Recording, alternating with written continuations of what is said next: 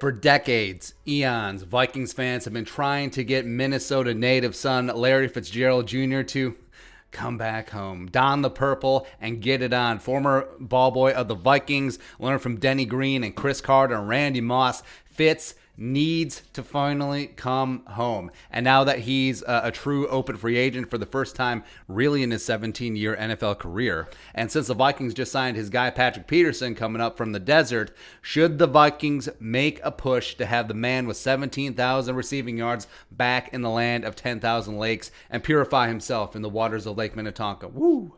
Accolades first. 11-time Pro Bowler, 3-time All-Pro, 100th anniversary All-Time Team, Walter Payton Man of the Year winner, 2016, 2010's All-Decade Player, is currently second on the all-time receiving list with 17,492 receiving yards. Probably not going to catch the overrated Jerry Rice, but it's whatever. Is still ahead of Terrell Owens and Randy Moss. Born and raised in the Twin Cities, played his high school ball at Academy of Holy Angels in Richfield. After a year of military school, took his talents to Pitt for some reason. Put up 161 catches, 2,677 yards receiving, 34 touchdowns in only 2 seasons with the Panthers, with Rod Rutherford as his freaking quarterback. Rod Rutherford. Finished second in the Heisman voting in 2003 to Jason White. Robbed. Was the number 3 overall pick in 2004 behind Eli Manning at 1. And all-time draft bust Robert Gallery coming out of Iowa. Never trust the Raiders during that period. And hell, don't trust the Raiders now, by the way. That's what happens when you hire your GM off the TV. But ahead of Phillip Rivers and the late great Sean Taylor. Denny Green was actually head coach of the Cardinals at the time when they drafted him. So amazing to bring that full circle. Vikings ball boy to Denny's wide receiver 1. Has spent 17 years with the Cardinals and has seen all of the highs and all of the lows out in the desert. High, him beasting the 2008 playoffs and would have been Super Bowl MVP if Santonio Holmes' arms were just an inch shorter. Still one of the greatest catches of all time, by the way.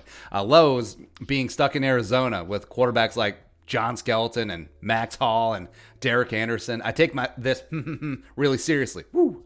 Transition to a nearly full-time slot receiver when Bruce Arians came in 2013, and it prolonged his career. Like, Larry was never fast, but his speed was diminishing, and being in the slot as opposed to outside allowed him to leverage his size versus smaller cornerbacks. Last year, Larry Legend put up 54 catches, 409 yards receiving, 1 touchdown on 72 targets in 13 games.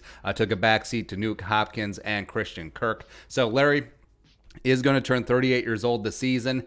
Does he have anything left in the tank? Maybe a little. He certainly has a little. But is this purely for sentimental reasons?